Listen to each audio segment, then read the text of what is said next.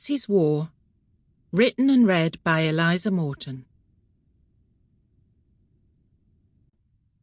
Prologue, May 1941.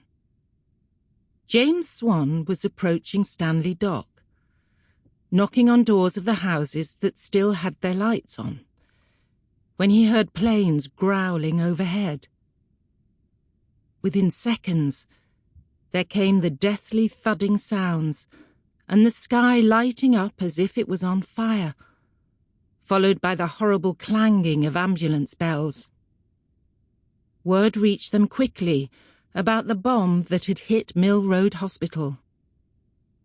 James, still shy of his 21st birthday, along with those who were available, raced over to Everton Road.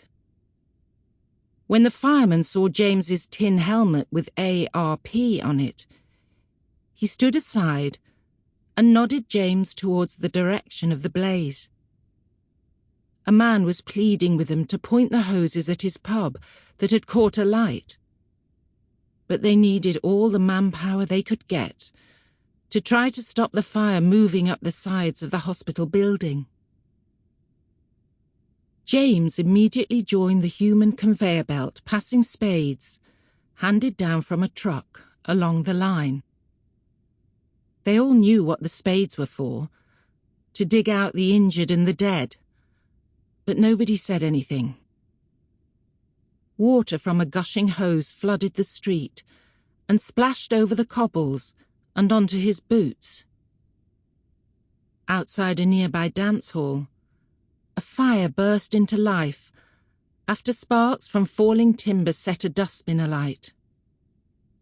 The nurses, helped by those patients who could walk, had wheeled the beds out into the forecourt from the front of the building. A woman was wailing and clutching her head, making a strange, unnatural sound. More patients, numb and dazed, faces black with soot and ash, were being put into ambulances. James broke away from the line when someone shouted at him to help push one of the beds over the curb. How cruel, he thought, with so many casualties of the war already here on the wards, trying to recover from God knows what. And now this. But he tried to keep a level head. Meanwhile, a nurse stood at the door and rushed through those that could still walk, one after another. Betsy, Donna Marie, Mrs. Marco, Mrs. Wright, come on. Don't just stand there like Lewis's dummies. I know what my job is. Let's go.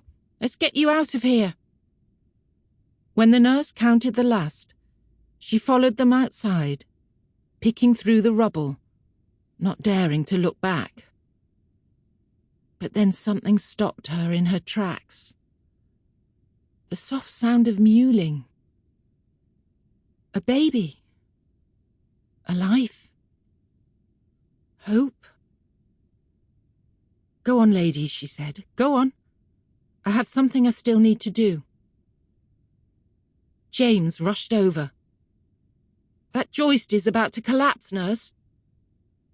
I need to go back inside. Can you wait here for me to come out? Another ambulance is arriving any minute, she said. The joist, cried James.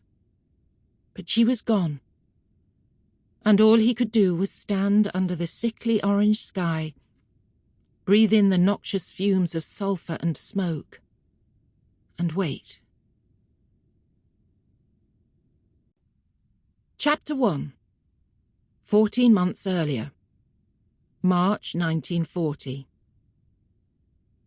Now, Deirdre, hissed Betsy Drew quietly.